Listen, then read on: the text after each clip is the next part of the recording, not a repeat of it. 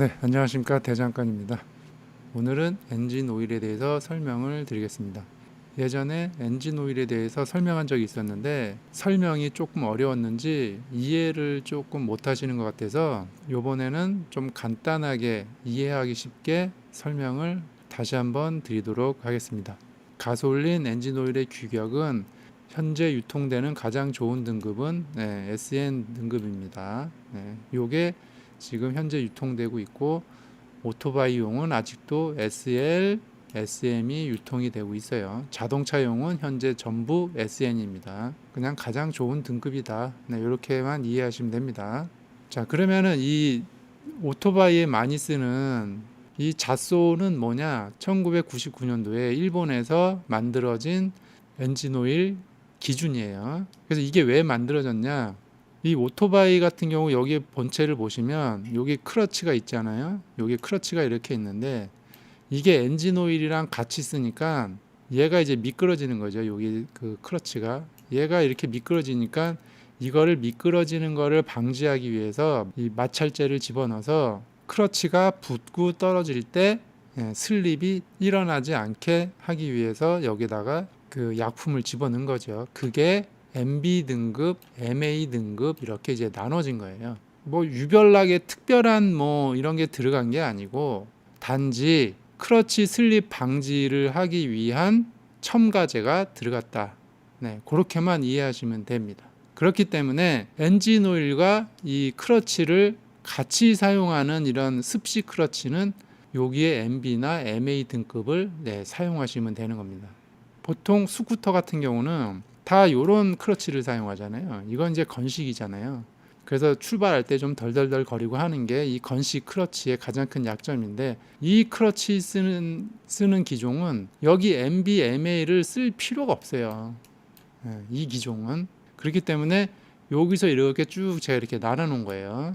엔진 오일에 습식 크러치를 같이 쓰는 분은 MB, MA를 쓰시면 되고 구동계가 크러치가 이런 식으로 된 스쿠터는 자동차 엔진 오일을 쓰면 된다. 자, 그러면 종류를 한번 보면 스쿠터는 구동계가 보통 이제 이렇게 돼 있잖아요. 이런 형식으로 많이 돼 있는데 얘네들은 다 자동차 엔진 오일을 쓰는 게 더 좋아요.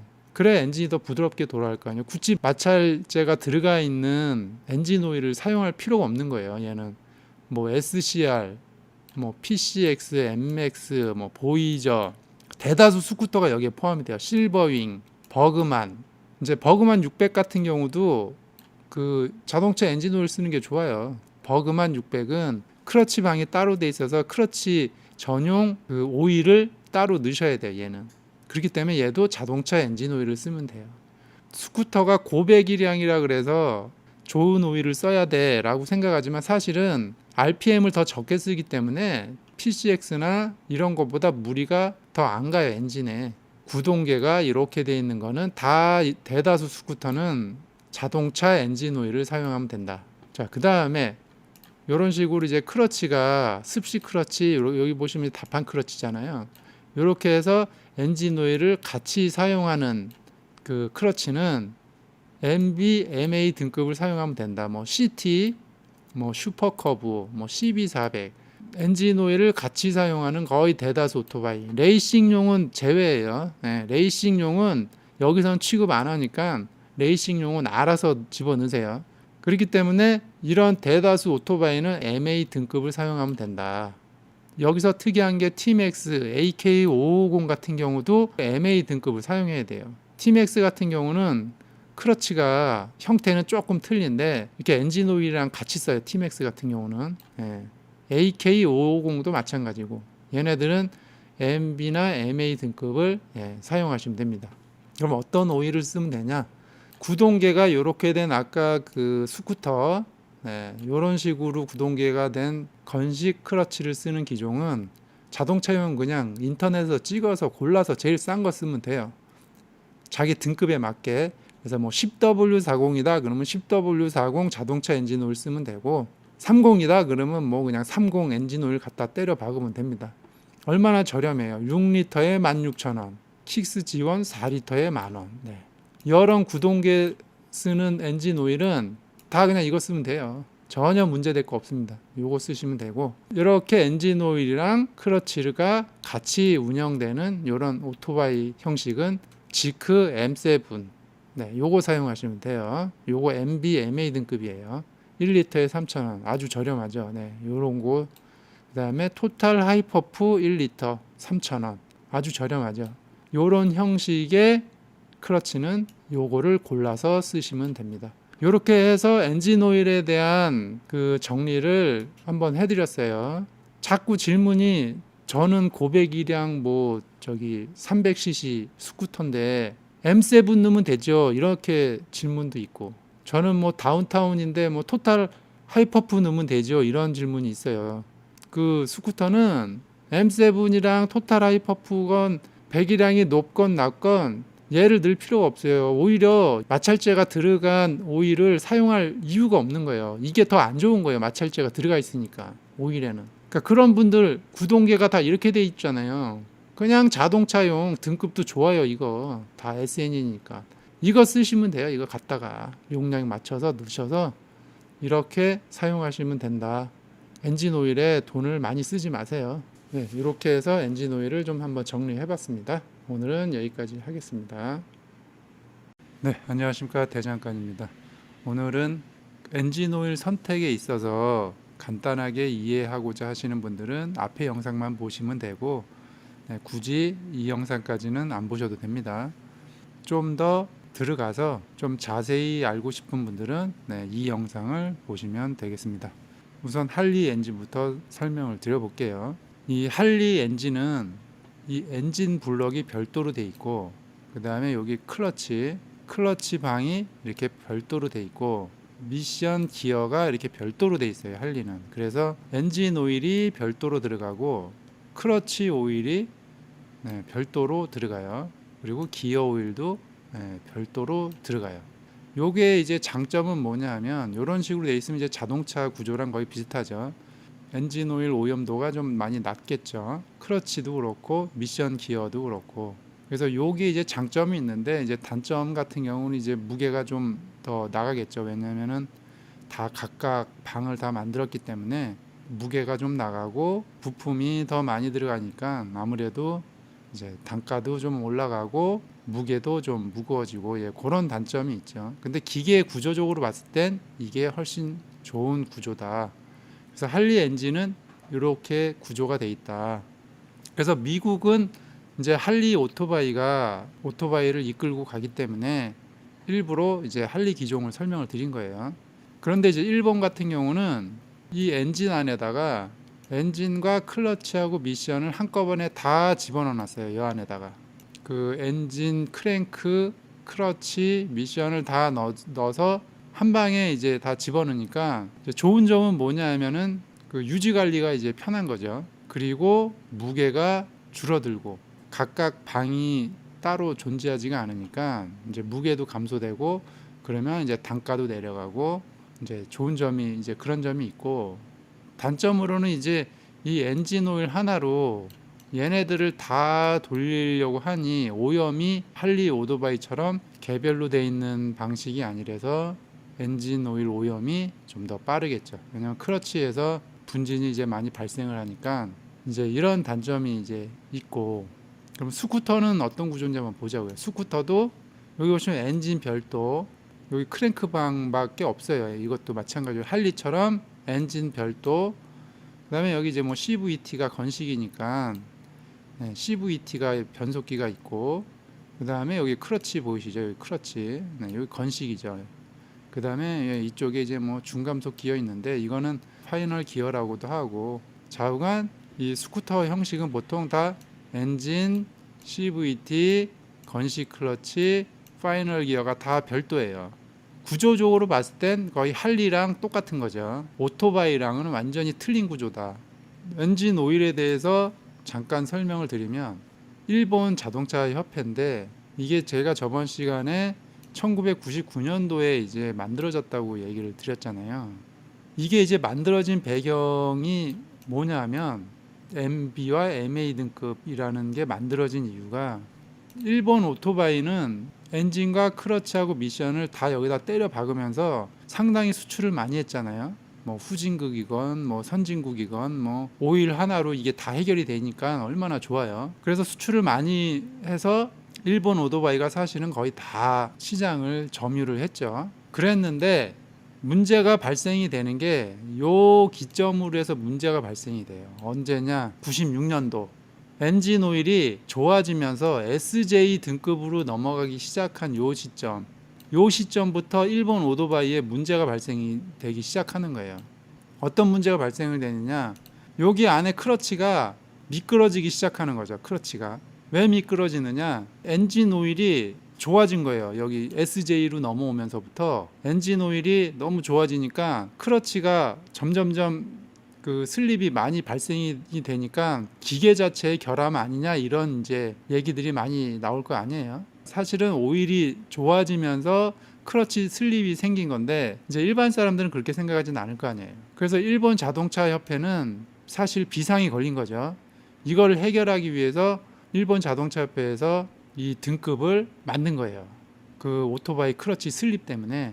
그 SL, SM, SN 이 자동차는 등급이 어디에 있냐면 여기에 있는 거예요. 여기 이쪽에 존재하는 거고, 이쪽으로 갈수록 크러치 슬립 방지하기 위한 첨가제가 점점 많이 들어가는 거예요. 이쪽으로 갈수록. 이 잣소에서 이륜차 오토바이의 엔진 오일의 표준을 만들었다 이렇게 보시면 되는데, 그 당시에 이 할리는 해당 사항이 없었던 거예요. 왜냐? 이게 별도니까. 엔진 오일 따로, 크러치 오일 따로, 기어 오일 따로니까. 사실 미국에서는 엔진 오일 이 등급이 20W50인데 순정보다 그냥 자동차용 20W50을 많이 넣어요. 그렇기 때문에 엔진 오일이 좋아지면 좋아질수록 할리는 더 좋아지는 거죠. 엔진 오일이 더 질이 좋아진 거니까. 그런데 일본 오토바이는 여기에 문제가 이제 발생이 돼버린 거죠. 엔진 오일이 좋아지면서 생긴 문제예요, 이게. 그래서 MB, MA 등급을 만들고 또 MA에서 MA1, MA2를 이제 만들었다. 네, 이렇게 보시면 돼요. 일본 오토바이 이륜차 산업에 문제가 되기 때문에 이 일본이 나서서 정리를 하지 않을 수가 없게 된 거죠. 미국은 할리 오토바이에게는 전혀 이 문제와 상관이 없기 때문에 이제 일본이 주도적으로 나설 수밖에 없던 거죠. 이륜차 시장을 뭐 일본이 거의 다 장악을 했기 때문에 잣소에서 이 MB와 MA 등급을 만들 수밖에 없었다. 이런 배경이 있었기 때문에 이렇게 만들었다. 잠깐 이제 엔진 오일에 대해서 설명을 드리면, 점도에 대해서 설명을 드리면, 이 앞에 있는 뭐 5W, 10W, 0W는 저온 점도예요. 그러니까 그 냉간시 시동 능력을 좋게 하는 그런 거죠. 그래서 점도가 낮으니까 엔진 전체 오일 도달 시간이 짧고 엔진 초기 시동에 아주 좋은 거예요. 그러니까 앞에는 0W가 될수록 사실은 좋은 거예요. 그리고 0W가 더 비싸요, 5W보다. 그리고 뒤에는 이제 고온 점도, 그러니까 고온에 견딜 수 있는 능력이 좀 더 좋다. 이렇게 보시면 돼요. 0W는 온도가 영하 뭐 35도 뭐 이런 식으로 돼 있다는 걸 보시면 되고, 그러니까 오토바이는 보통 이제 10W40을 많이 쓰잖아요. 보통 많이 쓰는데 될 수 있으면 40 정도 유지해 주는 게 오토바이는 좋아요. 스쿠터나 오토바이는 40 정도 되는 점도를 유지를 하는 게 좋다. 그래서 이게 숫자가 낮아질수록 저온의 시동 능력이 좋아진 거고, 여기로 올라갈수록 고온에 견디는 능력이 좋은 건데 연비가 상당히 안 좋아져요. 할리 엔진 오일을 잠깐 설명을 드리면, 할리 엔진 오일 같은 경우는 20W50이에요. 이게 순정이 20W50이면 여기에 보시면 20W는 영하 15도 정도 견딘다고 보잖아요. 그리고 여기 50 상당히 점도가 높죠. 50 이게 뭐 왜 50을 쓰냐면 할리 엔진이 공냉이라서 열이 많이 나요. 그렇기 때문에 그 열에 견디기 위해서 어쩔 수 없이 50을 쓰게 된 거죠. 50을 시대에 뒤떨어졌다 보시면 돼요, 할리가. 그러니까 엔진을 좀 더 개량을 해야 되는데 그냥 예전식의 엔진을 그냥 계속 고집을 하니까 공냉으로 그 엔진을 돌리다 보니 엔진열이 감당이 안 되니까 50을 쓸 수밖에 없는 거예요. 썩 좋은 거는 아니죠. 도요타 계열은 보통 0W20을 거의 추천을 하거든요. 그러면 20을 쓰면 20을 보시면 여기 보시면 0W20이잖아요. 여기 0W20인데 그럼 20을 쓰면 뭐 점도가 다 깨져서 뭐 고온 능력이 안 좋고 뭐 기아가 다 마모되고 그러느냐, 그렇지 않거든요. 이게 기술이거든요. 이게 0W20을 추천을 하는 기종은 연비랑도 상관이 있죠. 왜냐면 0W20을 하면 연비도 좋게 나오거든요. 0W20을 권장 오일로 추천하는 차량은 그만큼 기계적으로 자신이 있다는 거예요. 무슨 기계적인 자신이 있느냐? 엔진 열을 잡을 능력이 된다는 거예요. 그러니까 엔진 열을 효과적으로 제어하는 능력이 되는 차는 0W20을 쓰는 게 사실은 가장 좋죠. 그런데 엔진 열을 효과적으로 제어를 하지를 못하면 올라갈 수밖에 없어요. 이렇게 기계적인 설계나 부품의 어떤 그 정밀성이 좋으면 0W20으로 가는 게 가장 좋은 거예요. 이게 왜냐하면 초기 시동할 때 엔진 마모율이 상당히 적거든요. 이 0W가. 그리고 엔진 열을 우리는 다 잡을 수 있어. 엔진 열이 안 올라가 우리는. 그러면은 20을 쓰는 거죠. 그래서 도요타 차량 같은 경우는 거의 0W20이 권장 오일로 돼 있어요. 그러니까 뭐 잠깐 옆으로 샜는데, 그래서 할리 오토바이가 EW50을 그 하는 거는 어쩔 수 없는 궁여지책이다. 네, 이렇게 보시면 됩니다. 미국에서는 이 순정 오일을 많이 안 써요. 이렇게 포럼이나 이런 데 보면 자동차용 그냥 20W50 뭐 이런 거를 많이 쓰기 때문에, 그래도 뭐 가격도 저렴하지만 자동차 오일을 많이 쓴다.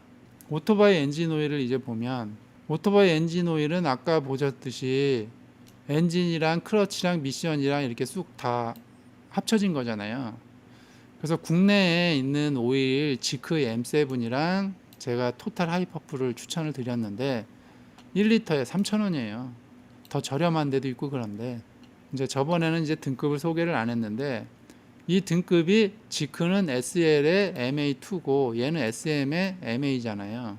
SL의 MA2는 뭐냐? 이제 여기 보시면 SL은 여기 있잖아요. 지금 SL의 MA2. 얘는 거칠기가 구간이 이쪽에 돼 있는 거죠.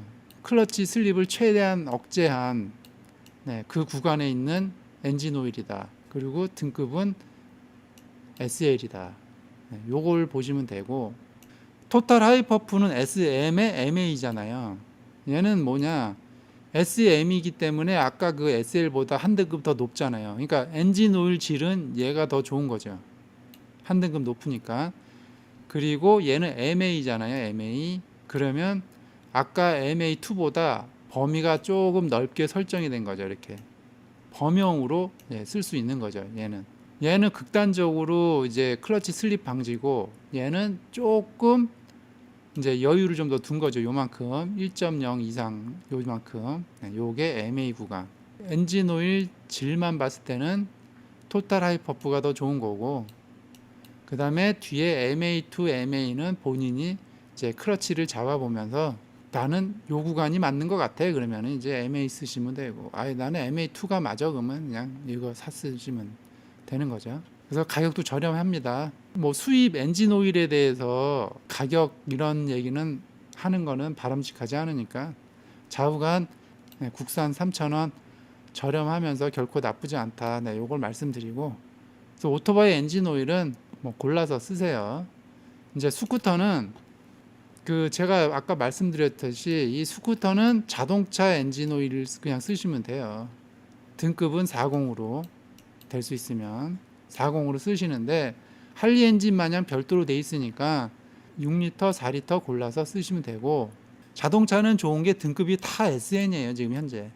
자, 여기 보시면 등급이 SN이잖아요. 상당히 좋죠. 등급이. 지금 아직 SP는 안 나와가지고 그 SN으로만 지금 많이 유통이 되니까 그냥 가장 좋은 엔진 오일 등급이라고 보시면 돼요. 이거 골라서 사용하시면 된다. 엔진 오일에 대해서 좀 자세히 좀 들여다봤는데, 지금 설명드린 대로 판단하셔서 사용하시면 되겠습니다. 오늘은 여기까지 하겠습니다. 안녕하세요. 이번 시간에는 엔진 오일 교체 시기에 대해서 좀 설명을 드릴게요. 엔진 오일 교체 시기를 설명을 하려면 자동차나 오토바이나 어떤 성질을 좀 먼저 이해를 하셔야 돼요. RPM이 6,000 rpm이 이제 보통 맥스죠. 오토바이는 8,000 정도 되고, 스쿠터나 오토바이는 8,000 rpm 정도 되고, 레플리카나 레이싱카 종류 오토바이는 이제 만이 넘죠. 네, 만 rpm이 넘는데, 자동차에 있는 이 6,000 rpm은 사실 많이 사용하지를 않죠. 이거 변속할 때나 잠깐 쓰는 거지, 실질적으로 쓰는 rpm은 보통 2,000에서 4,000을 많이 쓰죠. 실사용 구간 2,000에서 4,000. 오토바이는 뭐 보통 6,000 rpm 이하를 많이 사용을 하고, 레이싱이나 이거는 그냥 생략을 할게요. 이거는 그 일반적인 수준이 아니기 때문에.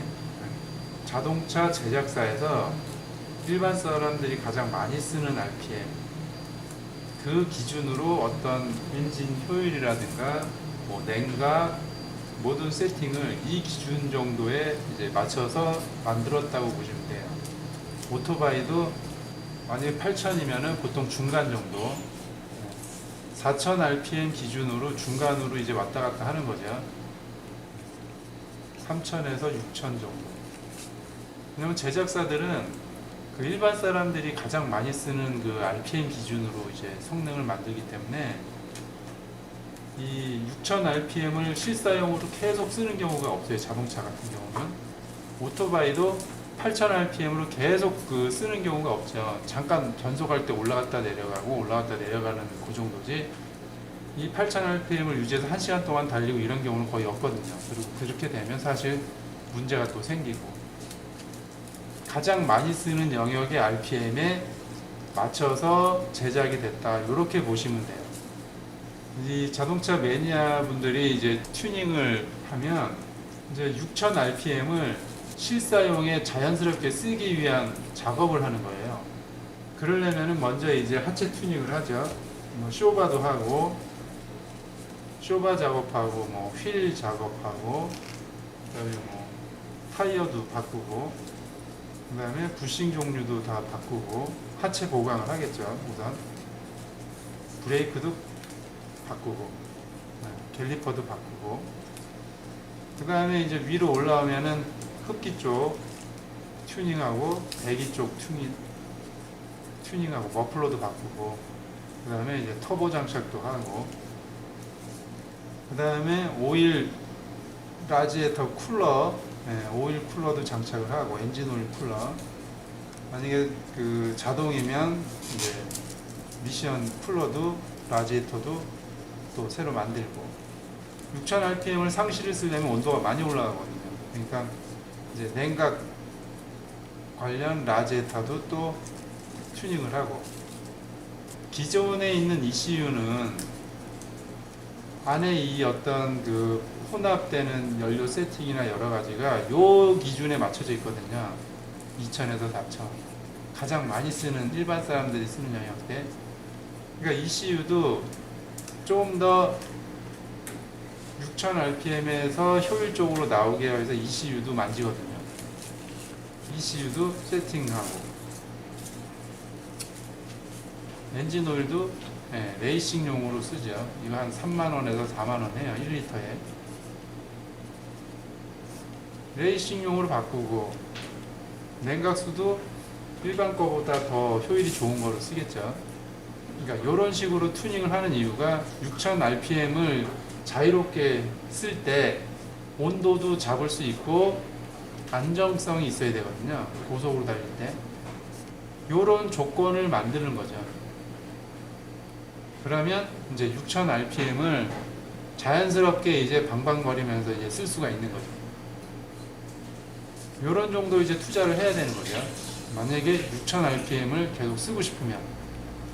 그런데 제가 얘기하고 싶은 게 이제 오토바이 스쿠터로 넘어와서 실 영역은 3,000에서 6,000인데 8,000 rpm을 계속 쓰기 위해서 이런 튜닝을 하는 사람을 많이 못 봤어요. 뭐 하는 분도 계시겠지만, 근데 일반적으로 뭐 머플러, 뭐 TMAX도 그렇고, 뭐 PCX도 그렇고, MX도 그렇고, 좀 웃긴 게 왜 이거 머플러만 맨날 바꾸는지 몰라요. 뭐 소리 정도 좋은 거, 예, 소리 좋은 거, 배기음 좋은 거 하나. 이거 외에는 없어요. 별로 이게 뭐 냉각에 좋은 것도 아니고. 그런데 뭐 팀엑스나 PCX나 뭐 보면은 맨날 머플러만 다 죄다 바꿔요. 이 8000rpm을 쓰려면 이러한 과정들을 다 사실은 하셔야 돼요. 왜냐면 일반적으로 쓰라는 요 세팅을 했기 때문에. 여기에 있는 일반적인 오토바이 엔진 오일도 그냥 3000에서 6000 쓰라고 나온 엔진 오일이라는 거죠. 범용 일반 엔진 오일이에요. 일반 엔진 오일. 그런데 이 일반 엔진 오일을 8000rpm 뜨면 금방 점도가 깨진다 그러죠. 깨지고 오염이 더 빨리 오겠죠. 그 RPM별로 만들어 놓은 엔진 오일은 없어요. 고온에 올라갈 때 점도 지수라고 있는데 고온에서 점도가 안 깨지고 유지되는 지수, 이게 보통 160에서 200까지 보통 있어요. 근데 우리나라에서 파는 뭐 엔진 오일 이런 거는 보통 좋은 거는 180까지 있고, 오토바이용 보통 160이에요. RPM 무슨 8000rpm용, 뭐 6000rpm용, 4000rpm용이라고 정유회사에서 만들지도 않고 고온의 점도 지수를 보면 되는 거예요. 일반 오일은 수명이 긴데 레이싱 오일은 수명이 짧아요. 여기에 이런 분들은 수명 짧고 이런 거 생각 안 하고 그냥 넣고 타시는 분이에요. 그냥 한번 타고 빼서 바로 또 넣고 뭐 1000km 타고서 그런 분들이기 때문에 레이싱은 수명이 짧다. 이게 단점이에요. 일반용은 수명이 더 긴데 레이싱은 짧아요. 요게 일반 사람들이 잘못 알고 있는 이제 그런 맹점이에요. 8000rpm을 맥스로 계속 쓰라고 만들어 놓은 게 아니고 잠깐 쓰라고 만들어 놓은 RPM이다. 실사용은 그 중간 범위에서만 써야 된다. 3000에서 6000 정도. 그리고 또 한 가지 또 잘못 알려져 있는 게 오토바이는 뭐 스쿠터는 오일이 적다. 이제 PCX는 보통 이제 800ml니까. 근데 자동차는 2000cc 기준으로 4.4L예요. 500cc당 1.1L예요. 그런데 오토바이는 PCX가 125 기준에 800ml잖아요. 적은 게 아니거든요, 이게 양이. 얼추 4배나 많은 거예요, 4배. 자동차보다 많은 거예요, 양이. 적은 게 아니라는 거죠. RPM이 3000에서 6000이에요. 그러니까 실사용 영역이. 자동차는 2000에서 4000이니까 열이 상대적으로 오토바이보다 덜 나죠. 그런데 이 스쿠터나 오토바이는 보통 쓰는 게 3000에서 6000이니까 열이 그만큼 더 나겠죠. 더 많이 회전하니까.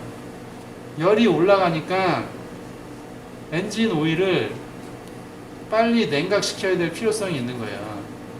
순환도 빨리 되니까. GM 자동차죠, 미국. 거기에서 어떤 엔진 오일 교환에 대한 정석이죠, 정석. 그거에 대한 정석을 해놓은 자료인데, 뭐 여기서 뭐 다 읽기는 그렇고, 핵심은 이거예요. GM이 수십 년간의 그 오일을 추적을 해서 데이터를 뽑아봤더니, 어떤 거는 4000km도 안 됐는데 벌써 오염이 심각하게 된 경우도 있더라. 어떤 거는 5000km에 빼봤더니 너무 쌩쌩하더라. 깨끗하더라. 그래서 이런 데이터들을 쭉 추적을 해서 이제 만들어 놓은 게 있어요. 가혹하게 타는 그 경우 있잖아요. 제가 아까 봤듯이 시내 주행 많이 하시는 분들은 뚝 떨어져요. 4000km. 가장 노멀하게 타는 게 10,000km. 시내랑 고속도로 병행되는 거는 보통 뭐 8,000이나 6,000. 자동차는 이 정도 기준으로 보시면 돼요. 자동차는 이렇게 보시면 되고, 우리나라 혼다 코리아에서 지정한 3,000km 기준으로 설명을 드리면, 뭐 퀵이랑 자주 섰다 갔다 하는 무슨 짜장면 배달들은 1000km에서 1500km. 배달 대행도 많잖아요. 그 다음에 국도 타면서 좀 중장거리 뛰는 광역 뛰는 요거는 한 2,000km 정도. 그 다음에 일반적으로 출퇴근하면서 그냥 노멀하게 달린다 이런 분들은 3,000km. 스쿠터는 요 정도 하시면 되고, 오토바이는 좀 더 짧게 잡으셔야 돼요. 이 클러치 분진 때문에 스쿠터보다 500km 정도는 좀 더 빨리 교환을 하시는 게 좋아요. 이렇게 해서 엔진 오일 교환하는 거에 대해서 좀 설명을 드렸는데, 제가 자꾸 이제 그 설명을 드리는 게, 오토바이 같은 경우 그 엔진 오일이 오염될 때 가장 빨리 오염되는 이유가 온도 때문에 그러거든요. 온도. 이 온도만 잘 잡아줘도 많이 오염이 좀 덜 돼요.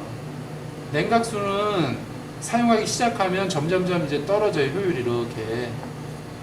그런데 냉각수는 교환 안 하고 오일만 맨날 탓하는 거죠. 오일은 아까 얘기했듯이 점도 지수가 얘는 딱 정해져 있어요, 태어날 때부터. 보통 160이에요.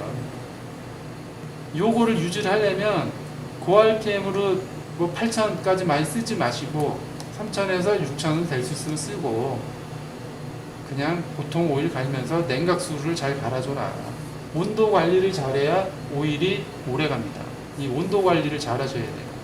여기 이 자동차 튜닝 하시는 분들이 괜히 이런 걸 다 하는 게 아니에요. 이게 다 온도랑도 연결되어 있기 때문에 이런 튜닝을 하는 거라서, 뭐 머플러 하나 바꾸고 뭐 이런 거 하지 마시고 그 돈으로 냉각수를 뭐 5,000km마다 갈아주시든지, 쉬우니까 오토바이는 냉각수 가는 거 그냥 밑에 풀러서 그냥 위로 한 번만 붓고 그 에어백이 한번 해주고 그냥 잠그면 되니까.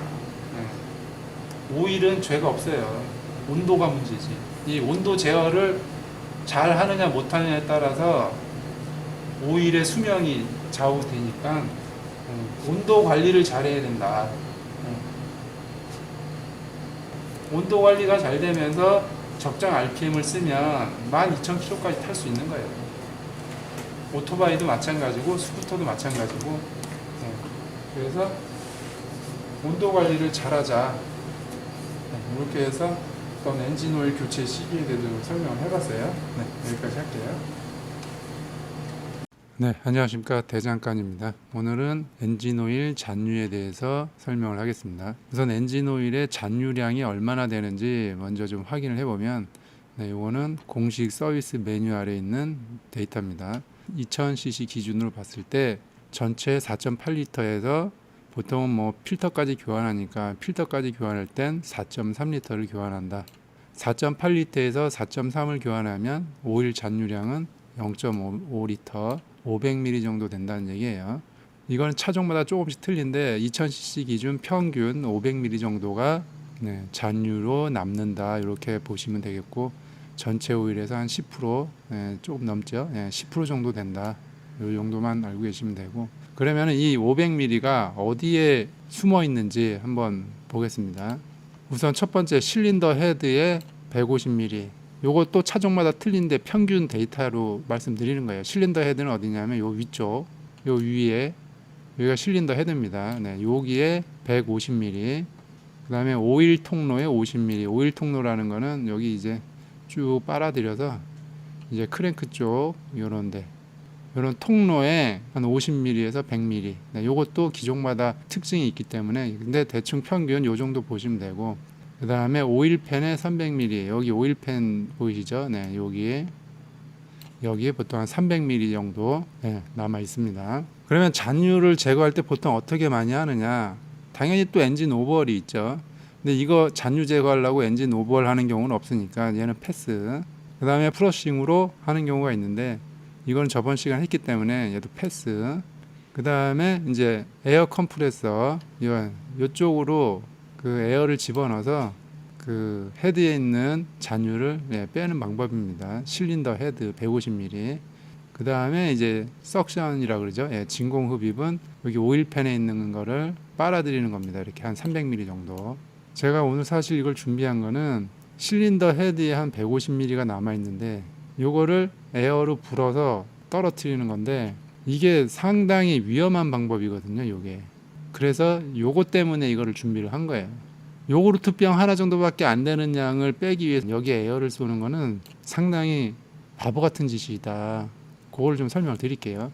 요게 이제 오일 흐름도인데 요 밑에가 이제 오일팬이 있고 그 다음에 펌프 지나서 뭐 필터 지나서 메인 갤러리는 뭐냐면 이건 이제 여기 그 크랭크 샤프트 축이에요. 예, 여기가 크랭크 축. 네, 그 다음에 여기 위.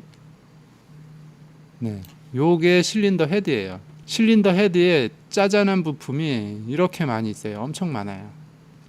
부품들을 보면 여기 뭐 캠축이 있고 뭐 베어링이 있고 뭐 이것저것 네, 많죠. 오토레시일 경우에는 좀 더 복잡하죠. 요게 하나가 더 있으니까 여기다가 이제 에어를 쏴서 여기에 있는 잔유를 빼겠다고 하는 건데 그 실린더 헤드 쪽 마모가 초기 시동 때 많이 일어나거든요. 왜냐면 여기서 이제 오일이 다 떨어져 내려가니까 오일이 좀 많이 메말라 있죠. 초기 시동 때 마모가 사실 제일 많이 일어나는데 여기에서 그 요구르트병 한 100ml, 150ml를 빼려고 여기다가 에어를 쏜다는 얘기죠. 근데 여기서 잘 빠지느냐? 그렇지도 않아요. 여기 구조를 보면 아시겠지만 여기 다 이렇게 막혀 있잖아요. 격배고 이렇게.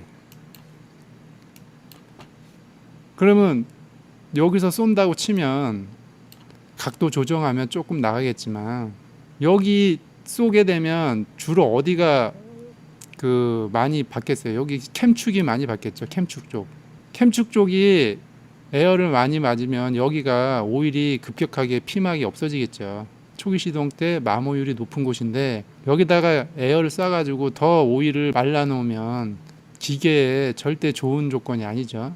여기에는 일정량의 오일이 있어야 초기 시동 마모를 최대한으로 줄일 수가 있는 곳이에요. 이 실린더 헤드 쪽은. 캠축을 드러낸 건데 오일이 보통 여기 보시면 이런 데도 있잖아요. 이런 데 움푹 파여 있는데 이런 데 오토레실에서 이런 데가 다 오일이 다 필요한 곳이에요. 이런 데 이게 다 베어링이니까 이런 데 이제 오일이 좀 이렇게 묻어 있는 거고 이런 데도 있겠죠. 이렇게 구석구석에 이게 쭉 펴져서 100에서 한 150mm 밖에 안 돼요. 근데 그거를 빼겠다고 여기 오일 좀 묻어 있는 자국이 있네요. 여기 노랗게 있잖아요. 네. 여기 노랗게 있죠. 요게 오일이 요런데 이제 묻어 있는 거거든요. 이런데 요거를 빼겠다고 여기다가 굳이 에어를 쏴가지고 이쪽에 그 구동되는 부품이 이렇게 많은데 여기를 굳이 무리를 줄 필요가 있냐 이 얘기죠. 그래서 효율적인 그 잔유 제거하는 방법을 제가 좀 설명을 드릴게요. 알려드릴게요. 우선은 사실 잔유 제거는 안 해도 돼요. 예. 뭐 현대 기아나 뭐 도요타나 이런 그 엔지니어들이 바보가 아니에요. 여기 보시면은 오일팬 밑에 좀 이렇게 공간이 있잖아요. 여기에 이제 뭐 한 300mm 정도가 있는 건데 오일팬에서는 토탈 엔진의 10% 정도밖에 안 되는 잔유로 인해서 그것 때문에 엔진이 망가지거나 절대 그렇지 않다는 거. 근데 굳이 꼭 해야겠다 그러면 오일팬에 있는 것만 뽑으세요. 주사기로. 그러니까 이제 오일을 가실 때 여기로 드레인을 할 거 아닙니까? 주사기 사다가 호수 연결해서 오일팬에서 여기 오일팬에서 잔유를 그냥 뽑아내면 됩니다. 한 300ml 정도 뽑으시면 돼요. 그냥 주사기로. 거창하게 뭐 석션 기계 가지고 안 해도 주사기로 다 빠져나오니까 주사기 사다가 여기다 이제 뽑으시면 돼요. 그 다음에 나는 좀 더 좋게 하겠다, 그래도 깨끗이 하겠다 그러면 그 미션 오일 보통 교환할 때 보면 이제 한 번 뺀 다음에 또 새 오일 넣고 돌린 다음에 또 새 오일 넣고 이렇게 해서 한 3-4번 하잖아요. 오일도 그렇게 하시면 돼요. 한 2번 정도 해주시면 돼요. 그러니까 여기서 드레인 후에 볼트 잠그고 새 오일 넣고 한 5분 정도 공회전 한 다음에 다시 드레인을 하는 거죠. 그래서 드레인하고 오일 필터랑 오일을 교체해서 넣어주시는 게 가장 좋은 방법이에요. 프러싱 안 됩니다. 프러싱 하지 마시고요. 엔진 잔유 제거한다 여기에 뭐 약품 넣어가지고 하는 거 절대 안 됩니다. 엔진에 절대 좋지 않습니다. 다음 시간에는 뭐 첨가제 관련해서 할 건데 요번에 계속 요런 거와 관련돼서 할 거예요. 쭉. 그래서 그냥 가장 좋은 건 오일팬에서 주사기로 오일팬에 있는 것만 뽑아내고 교환하세요. 굳이 이것까지 안 해도 돼요. 네, 하겠다 그러면 요 정도까지만 하시고 한 2번 정도 교환하시고 오일팬에 있는 거 주사기로 뽑아내시고 이것도 귀찮다? 그러면 안 해도 돼요. 이거 안 한다고 절대 엔진 고장 나지 않아요. 그 저번에 제가 그 얘기했듯이 엔진 오일 교환 주기만 잘 지키는 게 더 중요하기 때문에 뭐 이것 때문에 엔진이 고장 나거나 뭐 때가 더 많이 낀다던가 그렇지는 않으니까 잔유 제거는 안 해도 된다. 오늘은 여기까지 하겠습니다. 감사합니다. 네, 안녕하십니까, 대장간입니다. 오늘은 엔진 플러싱에 대해서 한번 얘기를 해볼게요. 차량이 오래되거나 아니면은 엔진 오일 관리가 안 될 경우에 그림에 보시다시피 이런 현상들이 생기는데, 시중에 파는 엔진 플러싱 액으로 이게 과연 지워질 수 있느냐, 그런 거를 한번 알아보자고요. 우선 엔진 오일 흐름이 어떠냐면, 우선 여기 오일팬에 오일 스트레이너가 있고, 그 다음에 오일 펌프가 이거를 빨아들이면 오일 필터를 통해서 올라가겠죠. 이렇게 공급을 이렇게 해주는 거죠. 각 부위에 텐셔너도 공급을 해주고 헤드 쪽으로도 올라가서 이렇게 다 공급을 해주는 거죠. 엔진 안에 이런 현상이 왜 벌어지느냐, 우선 차가 오래되면 조금씩은 이제 쌓이게 되죠. 아무래도 이제 주성분이 석유다 보니까 이제 이렇게 되는데, 가장 큰 원인은 이거예요. 오일 교체 주기. 오일 교체 주기가 지났다. 그리고 교체 주기가 지난 상태로 계속 이제 주행을 한 거죠. 그러면은 이제 고온에 견딜 수 없는 상태로 계속 주행을 하게 되면 이런 현상이 생겨요. 뭐 엔진 오일이 뭐 저렴한 거를 써서 그렇다, 뭐 광유를 써서 그렇다, 뭐 이런 여러 가지 얘기들이 많잖아요. 근데 광유건 뭐건 교체 시기가 지나면 다 이렇게 되는 거예요. 왜냐하면 지금 엔진 헤드에도 이렇게 붙어 있잖아요. 이거는 주행 중에 다 붙는 거거든요. 열 때문에. 열에 의해서 오일이 제 기능을 못하니까 여기에 이렇게 달라붙게 되는 거죠. 점점점. 그러니까 엔진 열에 견딜 수 있느냐 없느냐거든요. 이거는. 그런 문제이기 때문에 우선 엔진 열에 대한 거는 좀 이따 설명을 하고, 그래서 요거에 이제 청소가 가능하냐, 엔진 내부 청소가 할 수는 있죠. 우선 엔진 오버홀, 요거는 이제 비용이 좀 비싸요. 그래서 이거는 특별하게 차에 그 애정이 많으시는 분들 외에는 잘 안 하죠. 그 다음에 이제 두 번째가 화학 정비인데, 이게 이제 많이 하시는 그 엔진 플러싱, 저렴하죠. 이걸 사다가 그냥 여기다 넣고 뭐 한두 번 돌려서 빼고 그러는데, 그래서 오늘은 오버홀은 뭐 다 아시니까 이건 뭐 비용이 비싸고 이거는 뭐 제끼고, 화학 정비에 대해서 좀 설명을 하겠습니다. 우선은 발보린 엔진 플러싱, 이건 이제 발보린 회사에서 자기 제품 광고 문구예요. 우선 오일 경로를 청소해주고 엔진 및 오일팬에서 발생하는 슬러지 유해물을 줄인다. 슬러지를 녹여서 크랭크실을 청소하고 오일의 수명도 연장해준다. 이제 이게 내가 가장 염려하는 부분인데, 여기서는 이거에 대해서 안전하다고 써놨어요. 뭐 가스켓, 엔진의 링, 시트, 밸브, 가이드, 기타 실.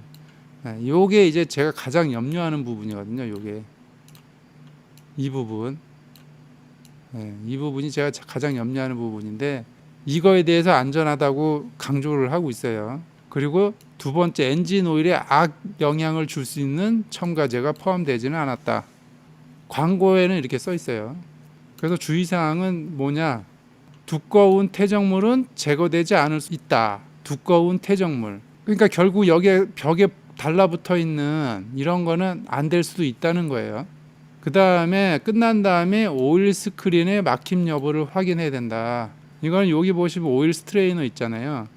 청소 후에 찌꺼기가 이렇게 떨어지면 이렇게 오일 스트레이너가 이렇게 막힐 수 있다는 얘기죠. 오일팬을 뜯어서 작업을 해야 되는 거거든요. 그런데 이제 제가 경험한 바로는 이렇게 두꺼운 거는 벗겨지지가 않고, 살짝 떠 있는 애들 겉에, 이렇게 살짝 떠 있는 애들은 청소 효과가 조금 있어요. 이 작업을 한 후에 뚜껑을 열면 그냥 그대로예요. 고착이 덜 된 애들은 살짝은 빠지는데 아주 미미해요. 그래서 그 효과를 굳이 수치화한다면 전체 슬러지에서 10% 정도밖에 효과가 없어요. 그러니까 돈 투자하고 시간하고 하는 거에 비해서 별로 영향가가 없다는 거죠. 오히려 그 액으로 인해서 염려되는 부분, 이거는 이제 저의 생각입니다. 제가 직접 플러싱을 해서 헤드를 다 따봤을 때 결과를 이제 알려드리는 거예요. 저의 주장은 이 정도 노란 것까지 다 벗겨질 정도의 강력한 성분이면 가스켓실, 고무링, 밸브 스템실 이런 데 변형이 가능하다는 거예요. 그만큼 강력해야 여기 이제 때가 빠진다는 거죠. 그런데 강력한 것 같지가 않아요. 왜냐하면은 제가 아까 얘기했듯이 10% 정도밖에 효과가 없었어요. 겉에 살짝 떠 있는 정도의 때밖에 벗겨지지가 않았기 때문에 세정력이 이제 좀 약하다는 거죠. 그러니까 실과 오링은 뭐 안전하다는 거지만 이제 고착된 슬러지 제거는 안 된다. 그 다음에 또 하나 걱정되는 거는 플러싱 후에 플러싱 액이 잔존해 있잖아요. 어디에 잔존해 있느냐, 몇 번을 반복을 해도 이미 들어가면 섞이니까 여기에 이런 관 안에 이런 데 다 보이시면 이런 관에 다 플러싱 액이 남아 있는 거거든요. 어차피 화학 제품이기 때문에 새로운 오일과 화학 반응으로 오일 수명이 단축될 수도 있다. 그러면 오버홀 하기도 힘들고, 그러면 이제 오버홀은 비싸서 못하고 엔진 플러싱도 안 되고, 그럼 어떻게 하냐. 여기 오일 라인만 막히지 않으면은 굳이 안 하셔도 돼요. 오일 라인이 여기에 막혀 있으면은 어쩔 수 없는데, 오일 라인만 안 막히면 그냥 타시면서 관리하는 수밖에 없어요. 그러니까 최대한 이런 게 안 생기게 방지하는 게 좋죠. 미연에. 그리고 더 이상 안 쌓이게 방지하는 게 가장 좋다. 그래서 엔진 오일 온도에 대한 걸 좀 잠깐 설명을 드릴게요. 이거는 엔진의 온도가 아니고 엔진 오일 온도예요. 오일 온도. 보통 정상 주행 온도가 90에서 100도인데 이럴 경우에는 엔진 오일 교체 주기가 1만에서 2만 정도 돼요. 그런데 엔진 오일 온도가 110도에서 주로 사용한다. 그러면 5,000kg로 확 줄어요. 그리고 엔진 오일 온도가 120도가 된다. 그러면 3,000kg로 해야 되고, 교환 주기를 엔진 오일 온도가 130도다. 그러면은 더 이상 엔진 오일의 기능을 할 수가 없어요. 바로 교환하셔야 돼요. 근데 일반적으로 우리나라는 정상 주행 온도 90도에서 100도로 댕기기가 힘들어요. 그러니까 고속도로에서 100km 정도 쭉 다니면 요 정도가 나오는데, 우리나라 도로가 시내 주행이 많기 때문에 시내 주행에서 가다 쓰다 하면 금방 110도 올라가거든요. 오일 온도가 110도가 되면 기능이 점점 떨어지는 거예요. 엔진 오일 온도가 올라갈수록. 기능은 여러 가지 있잖아요. 윤활, 청소, 그 다음에 냉각. 핵심적인 걸 하자 보면 윤활, 청소, 냉각인데, 윤활하고 청소하고 냉각하는 기능이 현저히 떨어진다는 거예요. 급출발, 급가속을 많이 하면 평균 120도가 금방 훅 올라갔다 내려와요. 그래서 이거는 제가 직접 테스트 해본 건데, 신유를 주입해서 시내 주행 평균 가다 쓰다 했을 때, 그러니까 오일 온도로 얘기하자면 기능이 이렇게 가다가 5,000km에서 급격히 이렇게 올라간다는 거예요. 점점. 그러니까 5,000km 기준으로 윤활, 청소, 냉각을 할 수 있는 오일의 고유한 기능이 급격히 떨어진다는 거예요. 그러면 어떻게 관리를 해야 되느냐? 자, 첫 번째, 엔진 내부 관리 방법. 시내 주행 위주로 말씀을 드릴게요. 5,000km마다 그냥 교환하세요. 인터넷 들어가면 오일 종류 많잖아요. 그냥 SK니 세븐이니 많잖아요. 아무거나 쓰세요. 비싼 오일 살 필요가 없어요. 적당하게 그냥 그 오일 사셔서 본인이 시내 주행 위주다 그러면 5,000km로 교환하시고, 고속도로 주행이다 그러면은 10,000km로 하시면 되는 거예요. 시내에서 왔다 갔다 한다 그러면 5,000km로 그냥 싼 거 교환하세요. 당연히 이제 필터도 교환해야 되고, 될 수 있으면 5,000km에서 교환해라. 그러면 저는 슬러지가 낄 확률이 덜하다. 고온으로 오일 한계점이 넘으면 반화시가 쌓인다. 이거 아까 제가 얘기했죠. 여기 이렇게 쌓이는 거, 이게 물엿처럼 여기 딱딱 달라붙는 게 얘기를 하는 거예요. 이게 고속 주행일 때 급출발 급가속하거나 해서 엔진의 오일 한계라는 건 제가 이걸 얘기한 거예요. 120도, 130도 이렇게 넘어가면 급격히 그 오일의 기능이 떨어지고, 이제 저런 게 엔진 벽에 붙는다는 거예요. 이게 엔진 때가 많은 차량은 정상 엔진보다 열이 높다. 이런 차량을 얘기하는 거예요. 얘가 일반 엔진보다 열이 높아요. 이런 차들은 오일 교환 주기를 좀 줄여주세요. 4,000에서 5,000으로. 그러면 덜 쌓인다. 그리고 이런 차량들은 오일 스크린에 이런 그 슬러지가 많이 이렇게 부착돼 있을 확률이 크니까 여기를 청소를 해줘라. 네, 이 얘기입니다. 이건 오일 스크린 청소를 해줘라. 그러니까 지금 현재 상태를 어떻게 잘 유지하느냐가 더 중요한 것 같아요.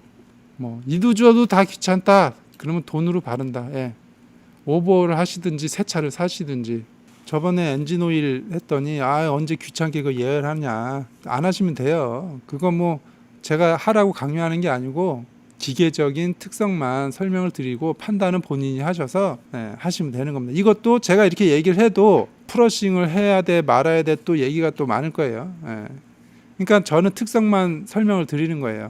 10%의 효과를 얻기 위해서 제가 가장 걱정하는 가스켓실 고무링 밸브류 고무리의 변형이 부작용이라고 생각하기 때문에 10%의 효과를 보려고 굳이 여기다가 집어넣을 필요가 없다는 거예요.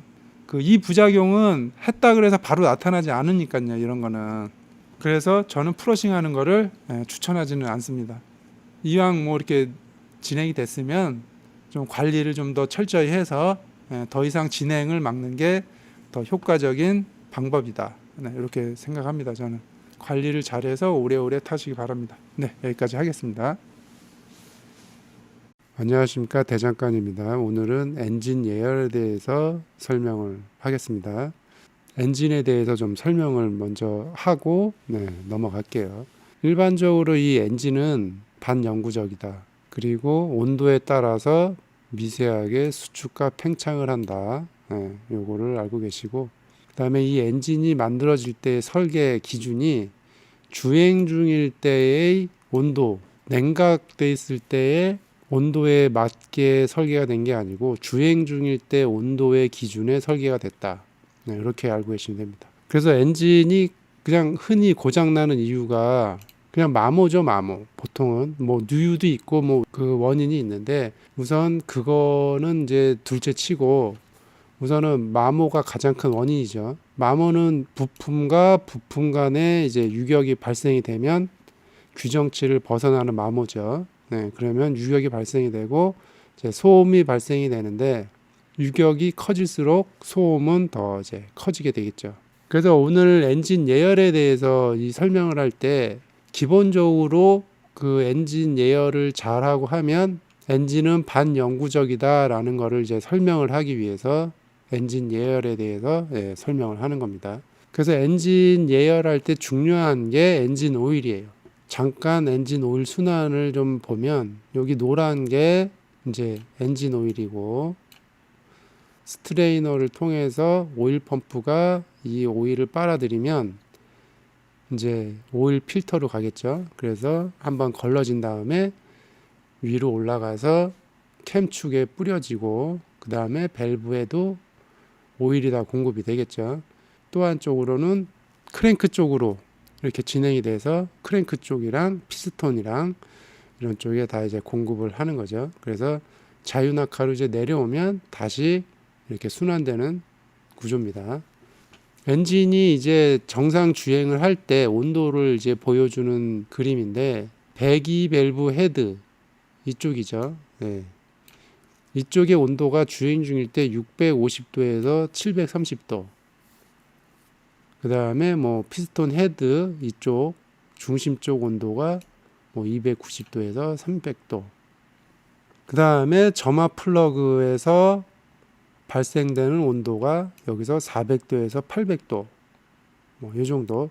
그 다음에 실린더 벽인 이제 위아래가 이제 좀 온도가 틀리죠. 이런 식으로 그 각 부위별 우선 점화되고 나가고 하는 쪽은 온도가 상당히 높죠. 이 엔진의 전체 온도가 평균 온도가 85도에서 90도. 85도에서 90도. 여기 그림에서 엔진 설계는 주행 중일 때의 온도 기준에 설계되었다가 여기에 주행 중일 때 온도는 뭐냐? 85도에서 90도. 이렇게 되는 거죠. 결국은 주행 중일 때의 온도가 85도에서 90도로 살게 되었다는 얘기입니다. 그래서 요 이제 그림을 이제 좀 보여준 거고, 그러면 이제 엔진이 뜨거워지면 식혀야 되잖아요. 이 그림은 냉각수 순환 계통만 보여준 건데, 이제 서머스탯이 이제 이쪽에 있고, 요게 이제 서머스탯이고, 처음에는 서머스탯이 닫혀 있으니까 초기 시동 때는 여기에서 바로 다시 이쪽으로 들어오겠죠, 냉각수가.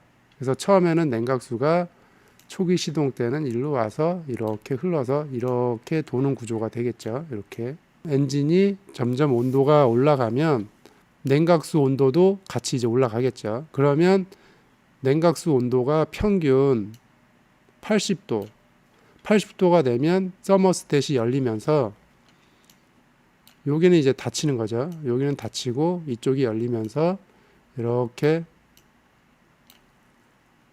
흘러서 라지에타를 통해서 이제 냉각수가 식혀지는 거죠. 네, 냉각이 되면 다시 엔진으로 들어와서 엔진이 일정한 온도를 유지할 수 있게, 일정한 온도라는 건 뭐냐, 여기 85도에서 90도, 네, 이 온도를 유지하기 위해서 여기서 계속 이렇게 순환이 되는 겁니다. 이렇게. 이 그림은 뭐냐면 엔진의 마모가 가장 많이 진행되는 부분을 이제 보여드리는 거예요. 그 엔진에서 크게 세 부분이 있어요. 이렇게 밸브 쪽, 그 다음에 여기 캠 쪽, 그 다음에 여기 피스톤하고 실린더 벽, 피스톤 링, 네, 피스톤과 실린더 벽, 그 다음에 여기 크랭크. 요 세 부분이 마모가 진행이 잘 됩니다. 이 밸브 쪽을 보면 이 밸브 간극이 그 관리를 잘한 차량, 뭐 못한 차량 써놨는데, 관리 잘한 차량은 예열을 잘하고 뭐 급출발도 잘 안 하고 그냥 편안하게 관리 잘 된 차량, 이런 차량은 여기에 보시면 이제 밸브 간극이 이렇게 항상 존재를 해요. 관리를 잘하면 5만 킬로까지도 이 간극이 그렇게 벗어나지를 않아요. 관리를 잘 못한 차량, 여기서 얘기하는 거는 예열 안 하고 시동 걸자마자 출발하고 그냥 그런 차량들, 2000km 정도도 안 돼서 이 간극이 깨져요. 2000km도 못 돼서 밸브 간극이 깨진 경우는 여기가 마모가 된 거예요, 마모. 그래서 이제 소리가 좀 소음이 많이 나죠, 딱딱딱딱 거리는 소리가. 그래서 2000km도 안 돼서 이 밸브 간극이 뭐 오토바이건 차량이건 안 좋게 나왔다, 2000km 됐는데 벌써 마모가 진행이 많이 됐다 그러면 피스톤하고 링, 실린더, 크랭크까지도 마모가 진행됐을 확률이 커요.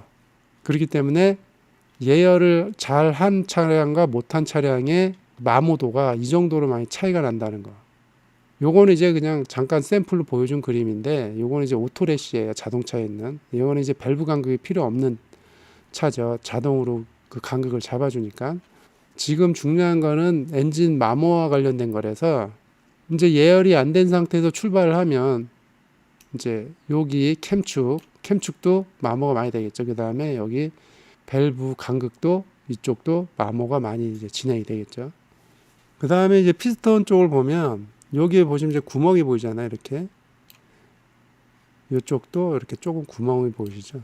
이 구멍으로 오일이 순환이 잘 돼야 돼요. 그래야 피스톤이 마모가 덜 하겠죠. 그 다음에 크랭크 축에 보면 여기 요건 이제 피스톤이고 이렇게 이제 연결이 되어 있다는 것만 보여드리는 거고, 여기 밑에 보면 여기도 마찬가지로 이렇게 조그만 구멍이 있죠. 여기도 있고, 다 이쪽으로 오일이 잘 들어와야 되거든요. 이쪽으로도 마찬가지로 여기서 오일이 원활히 잘 들어오지 않으면 마찬가지로 얘도 마모가 진행이 빨리 되겠죠. 요게 이제 뭐 저널 베어링, 메탈 베어링 뭐 이렇게 부르는 건데, 요게 요쪽에 덮어지는데 여기에도 마찬가지로 이렇게 구멍이 있잖아요. 이게 오일 순환 통로거든요. 상당히 작아요. 그래서 이 크랭크 축에 오일이 이렇게 들어와서 이렇게 나가고, 얘도 마찬가지로 이렇게 들어와서 이렇게 나간다는 것만 대략적인 것만 보여주는 건데, 여기도 오일 순환이 안 된 상태에서 과속을 하거나 급출발하거나 하면, 마모가 진행이 빨라지면 얘도 유격이 점점 커지고 소음이 커지겠죠. 이거는 이제 옆면 단면으로 보여주는 건데, 초기 시동 전에 크랭크 축이 이 전월 베어링 안에 이렇게 밀착이 되겠죠. 중력에 의해서. 그리고 시동을 걸면 오일이 이쪽으로 이렇게 이제 채워지는 거죠. 오일이 이렇게 채워지는 거죠. 그래서 처음에 초기 시동 전에는 이 상태로 있다가, 이렇게 있다가 시동이 되면, 움직이기 시작하면 오일이 순환이 되면서 이 크랭크 축이랑 베어링이랑 간극이 이렇게 생기죠. 그래서 유막이 이렇게 생겨서 돌아가야지 정상적으로 마모가 안 되고 유압으로 돌아가게 되는 거죠. 여기에서도 마찬가지로 오일이 초기 시동 때는 오일 순환이 원활치 않기 때문에 초기에 시동 후 바로 급출발을 한다던가 RPM을 올려버리면 마모가 진행이 돼버리는 거죠. 크랭크랑 여기 베어링 사이가. 마모가 이제 진행이 되면 이제 소음도 커지고 나중에는 비용도 많이 커지겠죠. 수리 비용도.